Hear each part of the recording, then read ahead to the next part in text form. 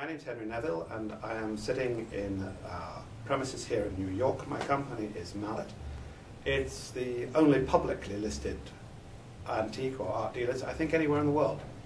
We've been in existence since 1863, and we are principally a specialist gallery in English antique furniture, for the most part 18th century, some 19th century, of course, and we have recently developed and built a contemporary division to the company called Meta, as in metamorphosis from Mallett, growing out of the core business. And this commissions contemporary designers and also has some stock of 20th century and more modern pieces.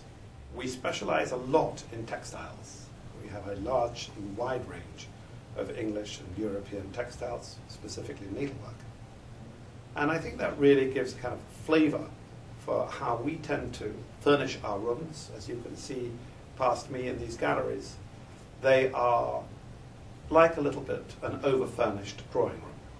You have chairs, you have objects on tables, you have lamps, mirrors, paintings. So the people coming in here can really visualize how the pieces would look in their own homes and houses. I find it fascinating that all the pieces that we sell have an historic character and relevance to the society which produced them. By looking at a piece of furniture, probably even more than by looking at a painting, you're able to understand how people lived at that time. These pieces were not just decoration, these were functional objects. I think the very fast and wealthy life of quickly earned money and this desire for disposable, fast-moving values is going to change to one that is slightly more permanent and slightly more traditional, perhaps, in the coming years, where we reflect that perhaps our passion for the latest technology has not been something that has stood by us well and made us happy.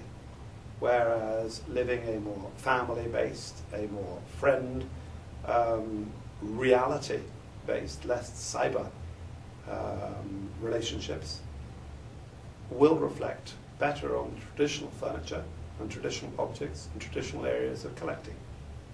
I would point out now that probably the largest fall in the marketplace is not actually in traditional furniture or paintings, but in the contemporary art market, which rose so very high and has now shrunk quite rapidly. Yes, we are experiencing a drop in our market, but I don't think it's a drop in anything like those terms that the contemporary and some of the modern art is experiencing. I think that any idea that the art market and or art dealers will disappear in the future is too severe an interpretation of today's market. I think there is always a desire to collect. There has been since prehistoric times. The Romans collected the Greeks collected the Egyptians collected the Assyrian values. Everybody wants to understand and enjoy the history from which they come. So I think always, particularly in a more mobile society, there is this desire to be rooted. And part of that rootedness is the collecting of past history and historical artifacts. So I don't think that's ever going to change. That is part of human values. What I do think changes is the appreciation of different periods. For instance, in the 1900s and 1920s, oak furniture was most valued.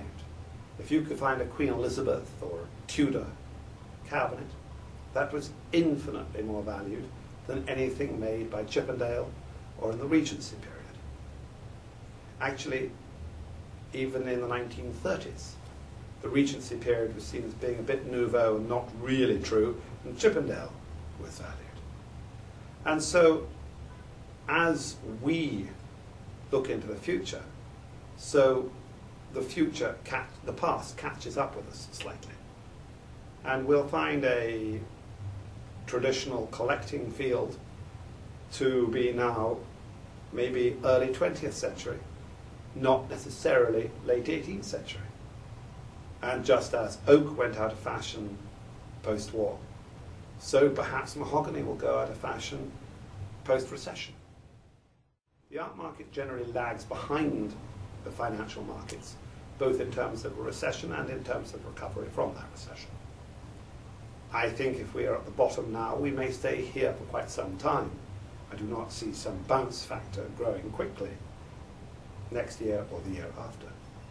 But that we can survive, and that there are people still spending money, and that there are still people seeing that this market can produce value in a way that has not been the case in the slightly inflated markets of the past maybe decade. I actually do think that there is possibility for stable business going forwards.